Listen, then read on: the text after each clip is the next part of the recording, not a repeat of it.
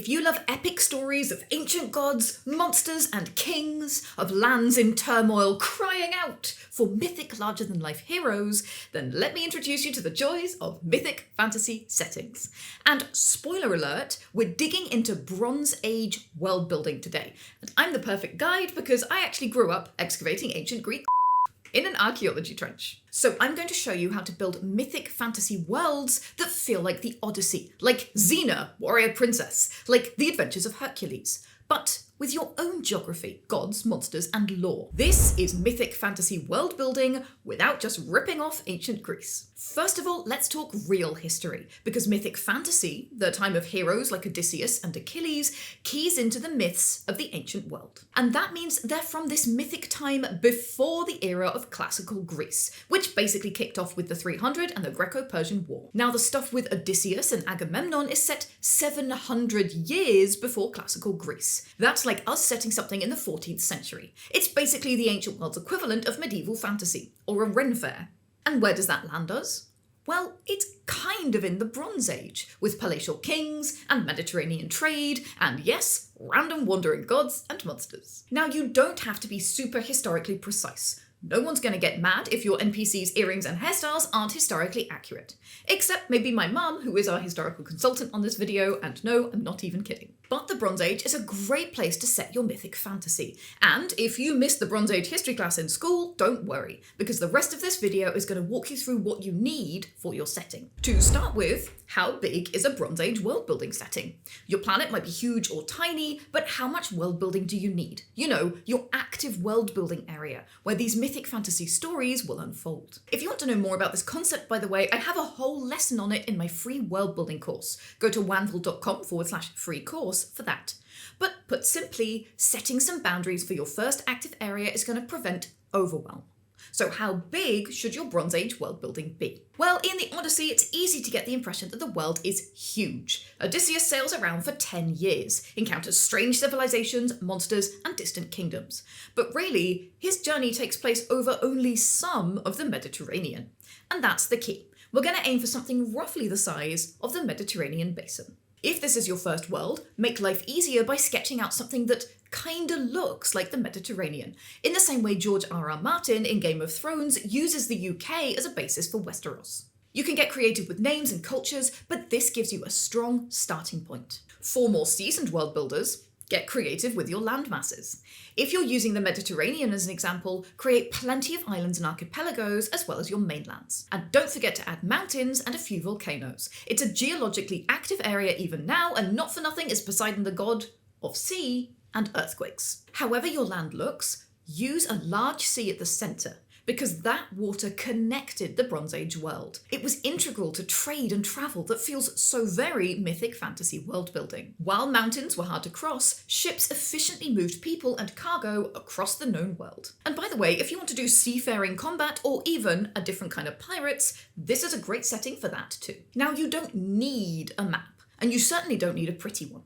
I made my first map on Microsoft Paint, but a map can be incredibly helpful to get started. Here's mine, uploaded on World Anvil, and the next critical thing to do before we think about politics is to add some natural wonders and geographical barriers. Because when you think about it, natural wonders are critical for mythic fantasy. In ancient Greece, Mount Olympus is the home of the gods. Springs and rivers often have healing powers, prophetic powers, or monsters and nymphs guarding them. Certain caves and trees are sacred sites. Whole islands, like Vilos, were considered holy. And Mount Etna in Sicily was the double whammy, known partly as the Forge of Hephaestus and alternately as the prison of the giant Typhon. We'll talk more about him later, but if you're looking at a mythic monster and wondering who's your daddy, it's probably Typhon. I've made this map, then uploaded it to World Anvil. Now I can add pins for the natural wonders, giving a little more information about them so I can remember what I intended when I added them. For me, that's the biggest battle, by the way, making sure I capture my ideas as they occur to me so I don't stare at something and wonder what I was thinking. In the first instance, these pins are private. They're just for me, but I can reveal them later for my audience as and when I want to. So now we know the basic size and shape of our Bronze Age world setting, let's set up the geopolitical landscape. Who are the big players in this space, and what do they control? Well, first off, remember that this is Bronze Age Greece, not classical Greece. You're not dealing with city-states like democratic Athens versus militaristic Sparta, with all of these developed cities and citizens. In Bronze Age Greece, 700 years earlier, palatial kingdoms were ruled from a palace, which taxed and controlled the surrounding lands, a royal residence and an administrative centre in one. Remember Odysseus? He was a king, or wanax as they were known, of the palatial kingdom of Ithaca. King Minos, as in the Minotaur, was the palatial king of Knossos in Crete. For reference, here's a map of the Mycenaean palace states, and roughly how large they are. That'll be a great reference when you're adding your own palatial kingdoms to your map. And look at all that wilderness between them. That's a prime spot for adventure. There'd be other settlements in this, not controlled by the palatial kingdoms, and also stretches of wilderness too. In fact, this setup is great for both writers and game masters. In rags to riches narratives, your heroes start in a village and they work their way up to the castle as they gain renown. Or they can head straight out to the wilderness and explore isolated areas. When you're building these palatial kingdoms, as a general world-building guide, each one should have one palace ruled over by a king, about 5 to 10 larger villages with a fancy house as a local administrative centre, basically functioning as a local version of the palace. Around that, you'll find dozens of smaller farming villages and hundreds of isolated farmsteads and shepherds' holdings. And here's how I've done it on World Anvil. Transparent polygons show each of the palatial kingdoms, and I've added them to a marker group layer. Now I can toggle them on to see geopolitical information, or remove them to see just the geography. And obviously, you don't have to build every tiny village in advance. Just pick a few locations for your palatial kingdom, and you can go and build out more as you need it. Once you have your palatial kingdoms, you've essentially created a world for your heroes. Remember to add settlements in the islands and some trade routes between everything. This is a great place for your first adventures, your stories or your novels. Heroes can fight epic monsters in the wilderness, get involved with political rivalries between palatial kingdoms, escort princesses, trade caravans, cite oracles, fight pirates and bandits, and explore cave systems, forests, and natural wonders. Make sure to set up political alliances, or feuds, between these palatial kingdoms as a foundation for your adventures. Feuds might be over honour or prestige, land grabs, even inheritance and revenge. Or they can be more mythic. More on that in a moment. I've used diplomacy webs to set up relations between my palatial kingdoms, so I can remember who feels what about whom. This gives a good base for alliances and feuds, and it creates tons of trickle-down plots that I can use for stories. There's more on trickle-down plots in my free course too. Now your heroes will be familiar with these palatial kingdoms from the start, at least the basics like their names and reputation. And once they've explored there for a bit, why not plunge them into the mythic unknown? Because this interconnected world of palatial kingdoms is the core of your setting, but beyond it is the faraway world. Places your average farmer would only hear about in stories, visited by intrepid merchants, diplomats, and heroes. In mythic fantasy settings, this is usually where nature gets exotic and interesting, and cultures are more starkly different. They're locations of wonders, just waiting to be explored. In real Bronze Age history, this would include the kingdoms of Anatolia, the Middle East, and Egypt, which were all much more powerful than these palatial kingdoms. For my mythic fantasy kingdom, I've added my faraway world as polygons again, but I won't make them visible to everyone for now. When players and readers learn about them, I'll reveal them on the map. And I can build them out in more detail when my heroes actually start heading there, as political envoys guarding gifts, a voyage blown off course, or even fleeing the wrath of a particularly angry palatial king. But there's an area beyond this known unknown, and that's where your myths start to get really weird. Because in mythic fantasy, beyond the known world, beyond the known unknown, is this world of myth and legend, the places beyond the map. This is where magic infiltrates reality, and the rules become gradually more unhinged. Think the entrance to the underworld, Amazons and Atlantis. Or maybe the land of the Lotus Eaters, and places where men have no heads. Just try to make sure your heroes get home eventually. But there's one critical thing, a core piece of mythic fantasy, I haven't talked about yet. Because at the centre of all things magic and myth and monsters is the gods. I was tempted to start this video with gods because they are fundamental for the myth part of mythic fantasy world building. But I think starting with gods can lead to world builder's disease, spawning thousands of years of baggage you don't need for your story. I mean, I also have a whole video about creating pantheons, by the way, but for Bronze Age world building inspired by ancient Greece, there are some specific pitfalls you've got to watch out for. First of all, you're dealing with a pantheon, but how many gods do you need? I recommend sticking to about 8 to 12 deities. Enough to get a squabble on, but not so many that you get confused, or your audience. And the next problem that comes up, as is so often in world building, is what the hell do you call them? No pun intended. Because you can totally reuse the Greek god names, Zeus, Hera, Aphrodite, and that's great for instant recognition and an authentic ancient Greek feel.